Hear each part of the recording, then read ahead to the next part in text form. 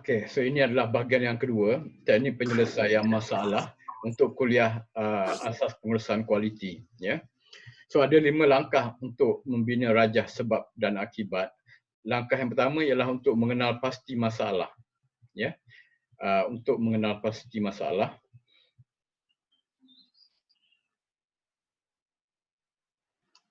Okey, untuk mengenal pasti masalah. Dan untuk mengenal pasti masalah, kita boleh guna kaedah brainstorming ataupun kaedah percambahan fikiran yang teknik yang pertama yang mula-mula kita bincang, ya. Okey, yang kedua, menentukan sebab-sebab utama.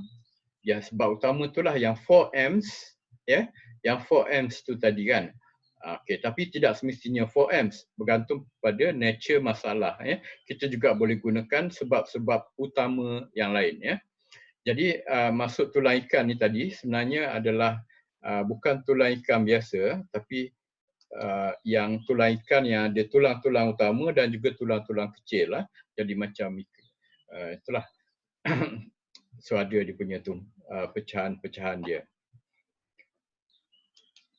Okey, langkah yang seterusnya ialah menentukan sebab-sebab kecil, ya, sebab-sebab kecil di mana kita letakkan tu di bawah kategori sebab-sebab yang utama, ya. Langkah yang keempat ialah mengenal pasti sebab-sebab sebenar, ya. Okey, dan menyusun sebab-sebab kecil lah. Okey, menyusun tu kita dah identify dah setiap satu sebab utama ada sebab kecil dia. Kita tengok balik rajah tulang ikan yang saya tunjukkan tadi. Okey, yang ni kan. Okey, langkah pertama apa? Langkah pertama, mengenal pasti masalah. So, kita brainstorm dulu. Katakan ada senarai. Daripada senarai itu 40 sebab kenapa laporan kajian tak dapat dicetak. Kita akan masukkan di sini. Setiap satu Ms ni. Apa kan? So, ni okey, pada peringkat ni yang bulat ni tak ada lagi. Cuma kita senaraikan. Letak macam ni kan. Okey, kemudian yang ketiga, yang kedua, tentukan sebab-sebab utama. Macam mana nak tentukan sebab utama? Ni sebab utama ni. Ni. Jadi sama ada kita guna yang 4Ms ataupun kita guna itulah sebab-sebab lain. Misalnya persekitaran dalaman, persekitaran luaran, ibu bapa dan sebagainya lah, ya. Jadi terpulang pada nature of the problem. Ni sebab-sebab utama. Okey, seterusnya apa? Yang ketiga, tentukan sebab-sebab kecil, ya. Okey, so yang ketiga ni okey, kita akan masukkan sebab-sebab kecil ni di bawah kategori-kategori yang bersesuaian, ya. So kategori ni adalah sebab-sebab besar, sebab-sebab utama. So kita masuk, ya. So langkah seterusnya ialah okey, mengenal pasti sebab-sebab sebenar. So sebab-sebab sebenar tu macam mana? Katakan yang ni kan, sebab manusia, laporan kajian tak dapat siap sebab silap yang berkaitan dengan human, dengan manusia, dengan staff tu kan. Okey, so setelah kita buat undian, daripada 1, 2, 3, 4, 5, 6 ni semua, kita buat undian, kita tengok yang paling tinggi sekali ialah bacaan tidak teliti. Ya, so ramai yang menyatakan bahawa sebab utama di bawah faktor manusia ialah staf dia membaca tidak teliti, banyak berlaku kesilapan, ya. Sebab tak baca dengan teliti jadi banyak berlaku kesilapan. So ini adalah sebab sebenar, ya, yang contribute pada problem. Okey, kalau ikut Pareto ni mungkin 80% daripada problem disebabkan oleh ni masalah ni, bacaan tidak teliti. Okey, lepas tu okey, yang menyusun sebab-sebab kecil dan lepas tu kita dah boleh tahu dah. Ya, so ada 4 kategori. Nanti yang selepas ni ialah kita dah buang yang ni, kita ambil yang dalam bulatan ni saja. Ya. Jadi apa sebab utama di bawah faktor peralatan kita tak ada duit, kekurangan. Ya. Di bawah faktor manusia kan staff dia baca, proofread dia tidak teliti. Jadi hantar lepas tu kena undur balik. Sebab apa?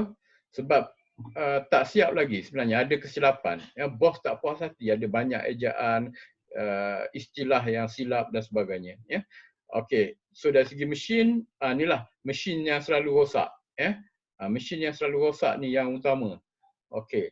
Lepas tu dari segi kaedah lewat di bahagian setting bacaan proof kan. Jadi bila kita nak improve, sebab kita tak cukup masa, tenaga dan sebagainya. Kalau kita setiap satu ni kita nak buat kan. Jadi sebab tu kita kena ambil sebab utama saja. So peralatan kurang kewangan. So kena fikir macam mana supaya perkara ni dapat diatasi. Ya. Okey. So macam mana perkara ini dapat diatasi? Kalau Persatuan Bola Sepak Kelantan mungkin dia sebab masalah kewangan, mungkin solution dia ialah terpaksa mengumpulkan derma daripada orang ramai. Ya. Jadi itu mungkin itulah solution yang mereka fikirkan. Ya. Okey, kemudian manusia bacaan tak teliti. So apa solution dia? Oh, okey. Jadi sekarang ni yang pertama kita kena ada SOP supaya pembacaan tu mestilah teliti. Yang kedua, penyelia kena pastikan bahawa bacaan perlu dilakukan, proofread perlu dilakukan, ya. Okey. Yang ketiga, mungkin staf yang ditugaskan tu dia tak berapa pandai membaca, tukar kepada staf lain, ataupun mungkin kita tak nak tukar tapi kita bagi latihan kepada dia supaya di masa-masa akan datang dia akan buat bacaan dengan cara yang lebih teliti supaya menjimatkan masa, menjimatkan kewangan. Okey, mesin selalu rosak. Jadi macam mana nak selesaikan? Mungkin beli yang baru. Okey, perlu ada maintenance secara berkala, secara yang tetap, ya. Ataupun mungkin kalau mesin photostat lebih baik kita sewa berbanding dengan kita beli, sebab sewa tu dia akan datang package dengan maintenance, ya. Tiap-tiap bulan ataupun tiap-tiap minggu ada orang datang fix perbaiki maintain fotokopi mesin, ya. Okey, kemudian kelewatan di bahagian setting ataupun bacaan proof. Jadi macam mana kita nak buat supaya perkara itu tidak berlaku, ya. Okey, so itu kena fikir macam mana. Mungkin kita kena letakkan arahan kerja, prosedur yang tertentu, tukar staf dan sebagainya. Jadi itu antara cara-caranya. So macam inilah cara kita menyelesaikan masalah menerusi yang pertama tadi brainstorming. Lepas tu yang keduanya menggunakan cause and effect diagram ataupun rajah tulang ikan Ishikawa. Alright, okey . Ada apa-apa soalan ke? Kalau ada boleh tanya. Okey, kalau tak ada saya akan teruskan kepada yang seterusnya, lembaran semakan. So lembaran semakan tu dalam bahasa Inggerisnya adalah check sheet. So sekarang ni secara online ni ada banyak perkara yang tools yang kita boleh gunakan untuk check sheet ni. Kita just ni je, cari je dalam Play Store ataupun Apple Store sama ada inilah berbentuk lembaran semakan. Dia digunakan untuk merekod data supaya lebih tersusun dan sistematik mengikut kekerapan berlakunya masalah, ya. So langkah yang diambil untuk menyediakan check sheet ataupun lembaran semakan adalah seperti berikut. Yang pertama sekali, mereka bentuk. Jadi ada rajah dia, ada rajah ke ni contoh dia macam ni, ya. Mereka bentuk. So macam mana, ya? Alright. So ini adalah sebab-sebab. Ini di hotel, ya. So masalah yang berlaku di hotel, jadi kita nak perbaiki, kita kena kumpul data dulu. So kita kena reka bentuk. So yang ni sebab-sebab kecil, kita belum categorize lagi. So ini adalah tempoh, ya. So tempoh mungkin ikut bulan, mungkin ikut minggu, mungkin ikut hari, mungkin ikut jam. Jadi itu kita sendiri kena tentukan. Okey, yang kedua ringkasan data yang dipungut, ya. So apa ringkasannya? Okey, so ni jadual 3 kan, ya. Jadual 3, ringkasan data yang dipungut. So ini adalah ringkasan datanya. Tidak membuat pemeriksaan di bilik-bilik, ya. Pada bulan Oktober ada 4 insiden. 13 insiden November, Disember 17. So nampak ni semakin bertambah, ya. Semakin bertambah dan setiap satu ni bertambah. Jadi kita boleh jadikan bos ataupun penyedia dia akan tengok ni asas kepada tindakan. Sebab apa? Masalah ni berleluasa, masalah ni makin lama makin meruncing. Asalnya sikit je tapi menjadi semakin besar. Kalau kita buat graf ni memang boleh nampaklah daripada 4 kepada 13 kepada 17, ya. Okey. Seterusnya, peratus kekerapan dan kekerapan terkumpul. So peratus kekerapan, okey. So nanti dia akan kira kekerapan dia. So ini adalah jumlah, ya. Ini jumlah semua untuk 3 bulan ni. Okey. Dan maklumat lain, nama seperti yang kita kendaki tadi disediakan oleh Encik A, tarikh berapa bulan, tempat dekat mana, tempoh bila, bilangan peserta kursus yang berkaitan dengan kursus tersebut.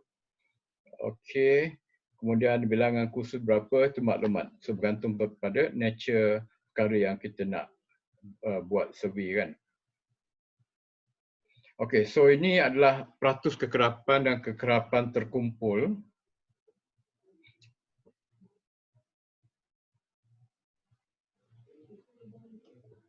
Oh, tak ada peratusnya sini, ya.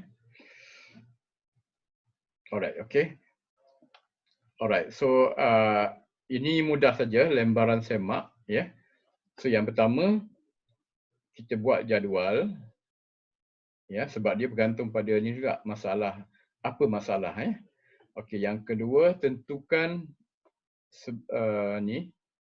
sebab-sebab kecil, ya. So mungkin dalam borang tu kita dah tick kan apa masalahnya, dan setiap orang staff tu dia akan check lah, ya.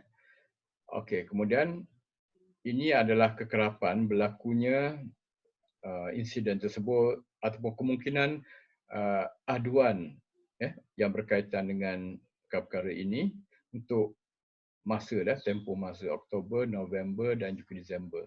So kita campur tiga-tiga ni sebab kita dah beritahu dalam tempoh 3 bulan, ya. So kita dapat angka dia, ya. Okey, so nampak pada sini yang paling teruk sekali, yang paling utama sekali masalah ni lah tiada sistem, jadi 121 insiden ataupun mungkin aduan.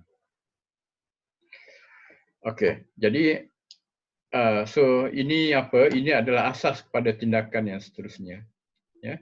Jadi sekarang ni kita kena tackle masalah tiada sistem ni. So macam mana kita nak mengatasi masalah ni, itu jadi langkah yang seterusnya lah, ya. So langkah yang tu itu kena bincang ikut nature of the problem, ya. Dan juga itulah ikut pekerja di situ mempunyai bidang tugas masing-masing dan mereka kena bincang. Kalau tiada sistem, mereka mesti mengadakan sistem supaya tidak berlaku masalah-masalah seperti itu. Dulu kan library ada masalah PTSL, kan. Sebab apa? Sebab bahagian tesis tu student pinjam, lepas tu letak tempat meja di meja mereka, kan. Ya. Jadi macam mana mereka fikir macam mana nak buat supaya perkara ni tak berlaku. Pustakawan terpaksa kutip dari meja ke meja, letak balik, menyebabkan pelajar lain yang nak tengok tak jumpa cari dekat mana, kan. Jadi setelah dikaji, mereka buat ni, mereka menggunakan sistem kad. Pelajar yang nak cari tesis tu, mereka kena ambil kad dekat kaunter. Kaunter itulah tu bahagian tesis. Okey, bila jumpa tesis tu, letak kad dekat situ. Letak kad dekat situ, lepas tu ambil tesis, duduk dekat meja, baca. So katakan tempoh yang dia beri ialah 2 jam, kan. Habis 2 jam, kena letak balik tempat kad tu diambil dan dihantar ke kaunter. Jadi dapat selesaikan masalah. So ini adalah contoh macam mana sistem. Jadi sekarang ni kalau anda tengok siapa yang pernah pinjam tesis, jadi itu yang dilakukan, ya. Jadi pustakawan just memantau aja, tak perlu nak nak letak balik, nak kutip semua, bawa troli, kutip tesis dan sebagainya. Sebab semua pelajar akan lakukan. Jadi pelanggan perpustakaan akan lakukan. Okey, jadi kita nak pergi pada yang seterusnya. Okey, kita nak pergi pada yang seterusnya iaitu analisis Pareto. Ya. So, analisis Pareto merupakan sejenis graf khusus yang menunjukkan data dalam bentuk turus mengikut susunan yang menurun. Ya. Okey, rajah ini memberikan sebab yang mengakibatkan sesuatu masalah. Turus yang paling tinggi menunjukkan sebab yang utama. Lepas tu diikuti dengan sebab-sebab lain. Jadi kita tengok sini ya. Katakan kalau kita ambil ini sebagai data, so agak-agak yang mana yang pertama? Ya. So yang pertama adalah yang paling tinggi iaitu yang nombor 2, tiada sistem ya. Okey, ini paling tinggi. So itu akan diletakkan itulah turus yang pertama, bar yang pertama. Lepas tu yang keduanya adalah 51. Barang-barang dialih-alihkan. So ikut susunan macam tu. Okey. Okey, rajah ni menggambarkan sebab-sebab yang mengakibat suatu masalah. Turus yang paling tinggi menunjukkan sebab utama diikuti dengan sebab-sebab lain. Okey, tumpuan boleh diberikan terhadap penyelesaian sebab-sebab utama. Jadi lepas tu yang paling tinggi tu kita cuba settlekan, ya. Sebab kita ada limit dari segi sumber manusia, dari segi masa dan sebagainya. Satu masalah tu 10 masalah nak selesai semua tak boleh. Kita kena prioritize. Daripada 10 tu cari apa masalah yang utama, dan masalah yang utama tu yang kita selesaikan terlebih dahulu. Bila dah settle tu baru kita pergi pada yang kedua dan sebagainya. Okey. Juga boleh digunakan untuk mengesahkan sesuatu keputusan, iaitu membandingkan rajah tersebut sebelum dan sesudah tindakan pembetulan diambil. Ya. Ketepatan sesuatu tindakan pembetulan yang diambil itu dapat dikenal pasti. Okey, so kita buat macam ni. Pra, kita ambil skor. Lepas tu lakukan tindakan penambahbaikan. Lepas tu post. Lepas tindakan itu kita ambil skor juga. Ataupun kita kumpul data. Dan data yang kedua, yang post tu mestilah lebih baik daripada yang pertama. Untuk menunjukkan bahawa tindakan pembetulan tu adalah betul.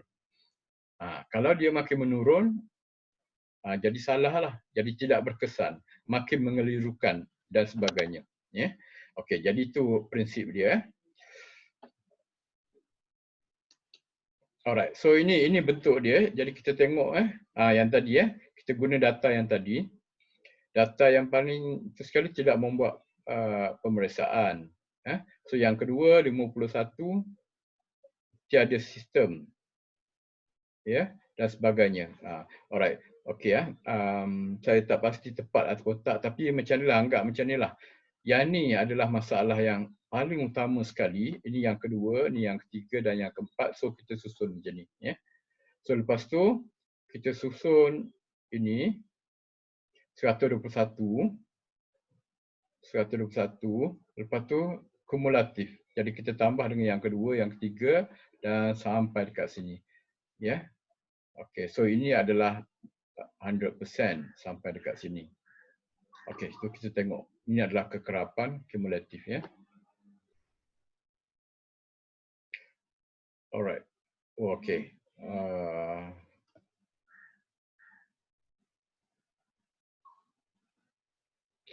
Okey, mungkin kita boleh tengok video ni. So ada tiga video ya. So nanti boleh tu saya akan edarkan slide ini dan boleh tengoklah video, dan setiap satu video ni lebih kurang 3 ataupun 4 minit ya. So sama-sama kita faham apa yang dimaksudkan. Okey, saya buka yang pertama. Saya cek dulu. Okey.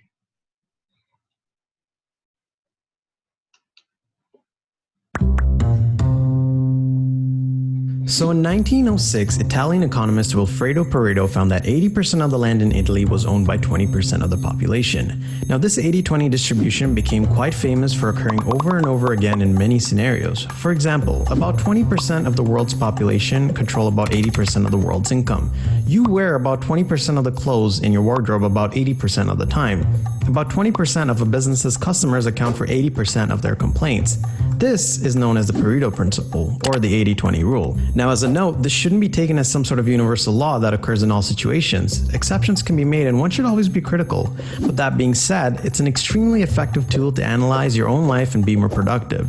Let's look at an example. Imagine you have a daily to-do list with 10 things to do every day. Using the Pareto principle, you want to figure out what are the 2 most important things that will give you the majority of your results. And once you figure this out, you want to spend 80% of your effort on these 2 things and the rest on the remaining 8 things to do. This means that even if you don't manage to complete most of the things you wanted to do, you at least get the important things out of the way. The concept is very simple, but the ways you can apply it are endless. The point here isn't the numbers, but rather to simplify your life and focus on what truly matters.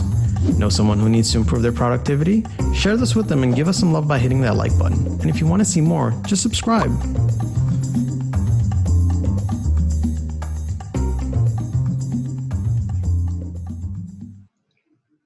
Okey ya, jadi itu adalah asal usul. Bila kita sebut analisis Pareto, maksudnya menggunakan prinsip 80-20 ya. 20 perkara yang menyebabkan atau memberikan kesan 80% ya. Jadi itu asal usul kenapa dinamakan sebagai 80-20 ataupun 80-20 ya. Kita tengok yang seterusnya. Konsep dia apa ya?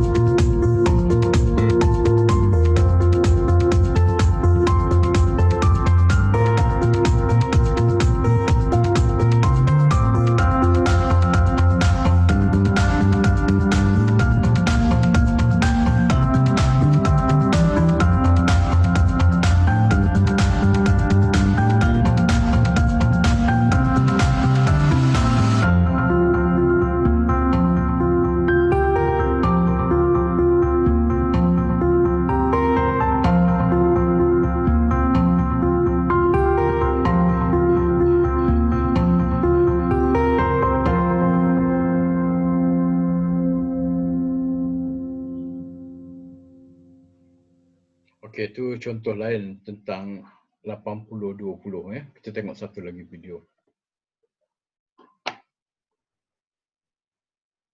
Okey, so kali ini ialah tentang apa ni? Macam mana nak bina graf catatulus Pareto Principle.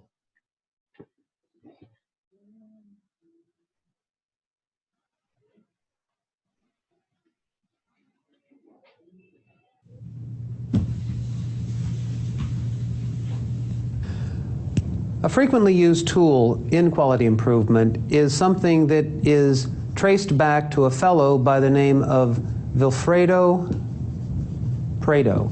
It's a great name to say, actually, Vilfredo Pareto.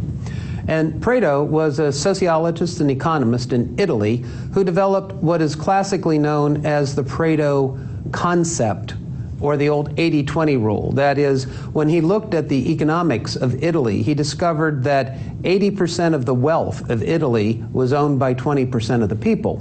Now, the Pareto concept was turned later on into a Pareto chart, a diagram that is able to show you essentially what are called the vital few and separate those from what are classically known as the trivial many. And so I want to show you what that tool looks like. It is again grounded in that principle that Pareto established back in the late 1800s. Now that we've briefly explained the Pareto concept, let's show what a Pareto chart actually looks like. I've laid one out here to save a little time. Interestingly enough, when you make these by hand, it's actually a rather interesting task. The computer does them in the blink of an eye, but let me show you the pieces that we had to set out in order to make this particular graph. We have two y-axes on a Pareto chart. The first one is dealing with the number or frequency of a reason why something didn't happen or happen properly. On the right side, the y-axis is the cumulative percentage of these individual reasons.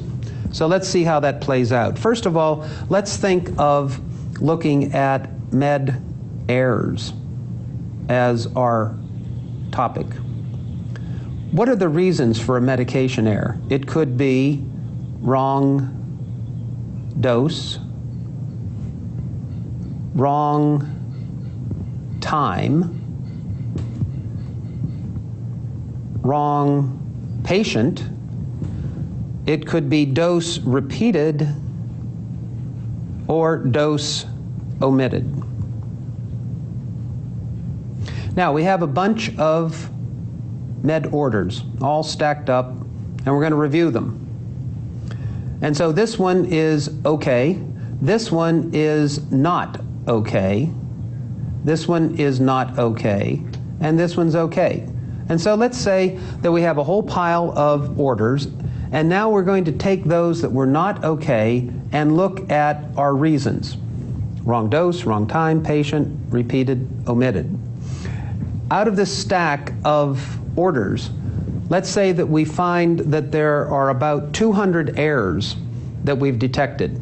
So what we do is we go through all the charts, and then we start to look at the reasons, and then we put little tick marks to figure out the frequency, and which one is the highest number of frequency becomes the first box.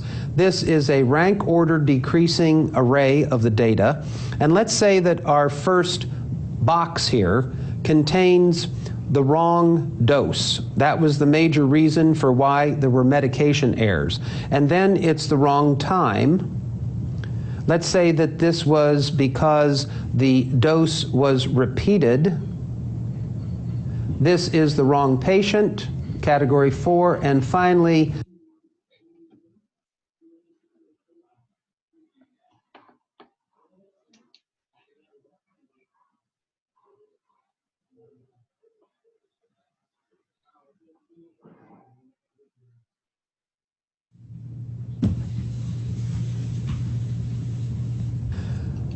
a frequently used tool in, let's say that this was because the dose was repeated. This is the wrong patient, category 4, and finally the dose omitted as the last one. When we work out the numbers, let's first of all look at the frequency. There were 90 reasons that the dose was detected as being the wrong dose. We had 70 in terms of the frequency of wrong time. We had 20 repeated, 16 the wrong patient, and finally 4 in terms of being a med that was omitted. Now, if we compute the absolute percentage that each of these is of the total of 200 errors, we see that the first column is 45%, the second is 35%, this next column is 10%, then 8%, and finally 2%. So now we have the absolute, the numbers in dark, the frequency, and the percent that each of those is of the total of 200 errors that we detected. Now what we do is we start accumulating these. So 45 plus 35 plus 10, 8, 2 eventually all add up to 100.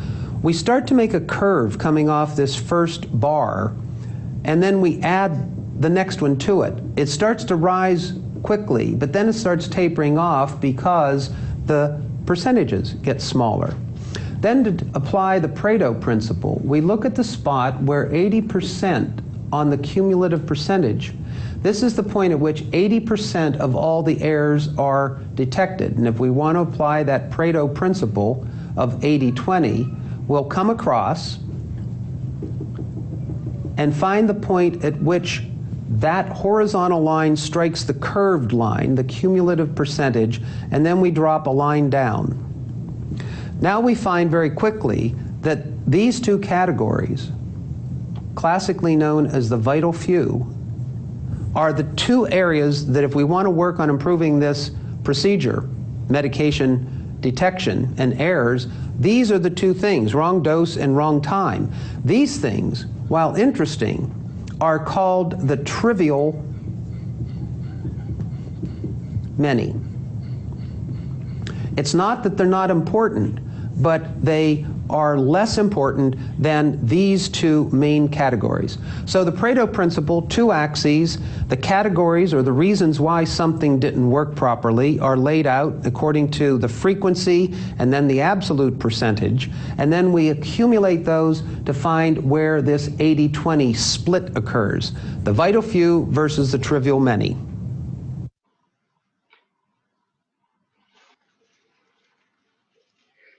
Okay ya, so itu penerangan tentang tu Pareto Principle.